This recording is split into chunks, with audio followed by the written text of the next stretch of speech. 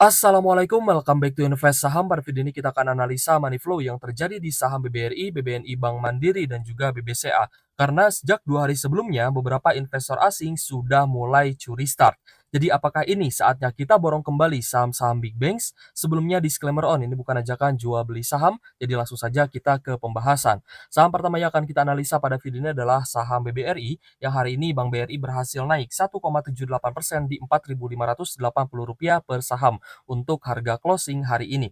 Jadi apakah kenaikan saham BBRI hari ini menjadi awal dari reboundnya saham-saham big banks? Nah, jadi kita akan melakukan analisa guys ya terkait technical dan juga money flow saham-saham big banks menggunakan aplikasi Stockbit Sekuritas. Aplikasi saham terbaik yang saya gunakan untuk investasi dan juga trading. Dan jika teman-teman ingin menggunakan juga fitur-fitur yang lengkap yang ada di Stockbit Sekuritas, silahkan teman-teman mendaftar dengan link yang ada di kolom deskripsi. Karena tentunya ketika teman-teman melakukan charting di Stockbit Sekuritas ini, ada banyak sekali indikator ya yang bisa teman-teman gunakan dengan gratis ya atau bebas. Baik itu teknikal ataupun beberapa indikator fundamental guys ya. Nah, ini bisa teman-teman gunakan dan bisa teman-teman mix juga ya lebih dari 5 indikator, berbeda dengan ketika teman-teman hanya menggunakan trading view saja. Maka itu akan dibatasi hanya 2 indikator saja. Jadi untuk saham BBRI, kita lihat hari ini kenaikannya cukup bagus ya, 1,78% di Rp4.580 per saham. Dan hari ini kita melihat juga tembus di atas zona pembelian kita di 4.500-an. Jadi saya rasa sudah banyak ya teman-teman yang selalu menonton channel Invest Saham ini pastinya sudah ambil di sekitar 4.400-an. Karena tentunya sejak di tanggal 11 November lalu kemarin ya di 12 November kita sudah infokan ke teman-teman bahwa investor asing ini meskipun masih tercatat net sell, tapi beberapa investor asing lainnya itu ada melakukan pembelian, ada akumulasi. Sehingga bisa kita katakan bahwa beberapa investor asing sudah mulai curi start di saham BBRI ini.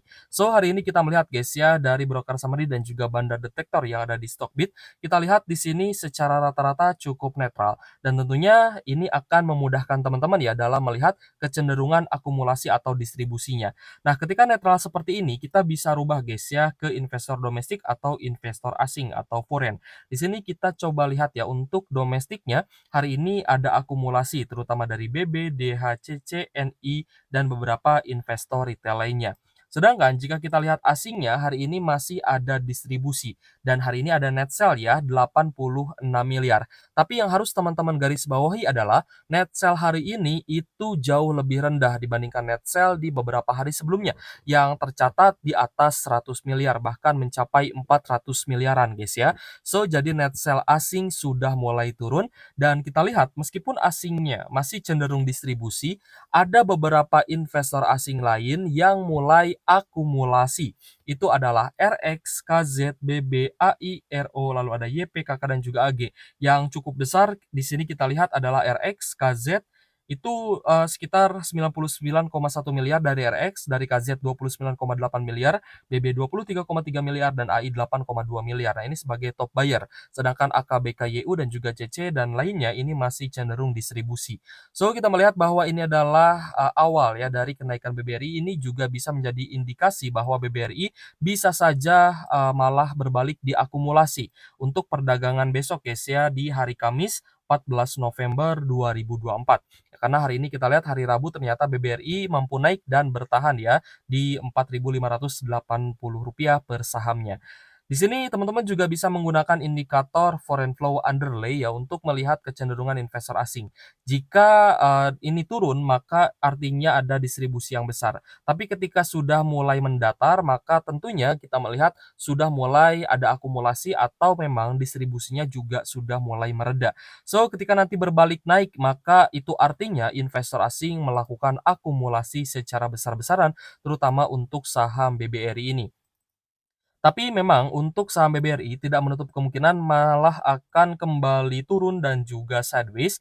Jadi jika teman-teman ingin kembali membeli guys ya, silakan teman-teman tunggu di bawah 4.500. Saya rasa untuk 4.430 sampai 4.480 ini menjadi harga yang cukup menarik ya untuk kita kembali beli saham BBRI. Tapi kalau misalkan BBRI-nya besok naik gimana Kak? Ya, kalau misalkan besok tiba-tiba dia naik tinggi gitu ya, tiba-tiba besok dia tidak mau turun gitu ya, apa yang harus kita lakukan? Apakah kita, masih boleh beli? Ya jawabannya masih gitu ya, karena ini juga sebenarnya masih di zona atau di harga bawahnya gitu, atau di zona low-nya. So, untuk teman-teman yang mungkin ya besok melihat, kembali ketika BBRI kembali naik, maka di bawah 4.700 ini masih oke sebenarnya. Tapi kembali lagi, semakin rendah average yang teman-teman beli, maka itu semakin bagus. Jadi usahakan ketika teman-teman nanti ingin beli, cicilah di 4.500 ke bawah gitu guys ya. Jadi 4.500 ke bawah itu adalah menjadi zona dollar cost averaging atau zona pembelian kita. So, untuk saham BBRI cukup menarik, kita akan move ke saham selanjutnya yaitu BBNI. Hari ini Bank BNI juga ternyata ada sedikit kenaikan 0,6% ya, di Rp4.960 per saham. Jadi untuk BBNI kita lihat hari ini juga masih ada distribusi ya, terutama dari investor asing. Kita langsung saja rubah ke foreign, nanti di sini akan muncul ya beberapa investor asing yang melakukan distribusi. Nah, ternyata top seller hari ini adalah AK dan juga RX. Dari AK distribusi 81,8 miliar dan RX 44 miliar. So, overall hari ini net sell asing itu juga mengecil di BBNI. Jadi tadi kita lihat ya, net sell asing di BBNI dan juga di BBRI sudah mulai mengecil. Hari ini untuk BBNI itu net sell-nya hanya 44 miliaran saja. Bahkan kemarin itu sempat di atas 100 miliar guys untuk net sell-nya. Jadi untuk saham BBNI ini kita lihat sudah ada beberapa investor asing yang mulai melakukan cicil beli ataupun curi start ya. Ada YUBK, ZP, YPD, DR dan juga PD.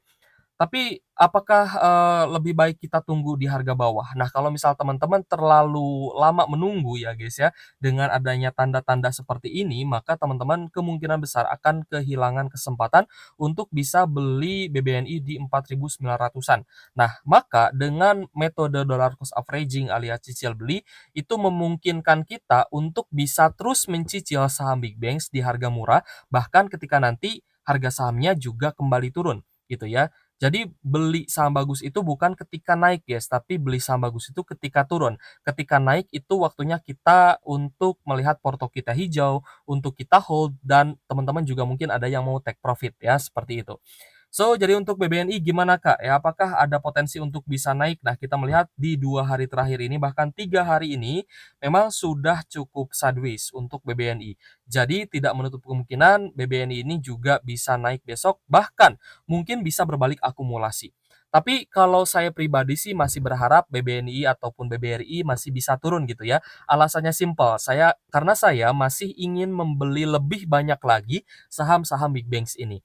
Nah, jadi untuk teman-teman yang mungkin sudah all in gitu ya, sudah habis amunisinya ya untuk, kemarin membeli saham big banks ataupun averaging down, pasti harapannya beda. Pasti harapannya teman-teman ingin supaya cepat-cepat naik gitu ya.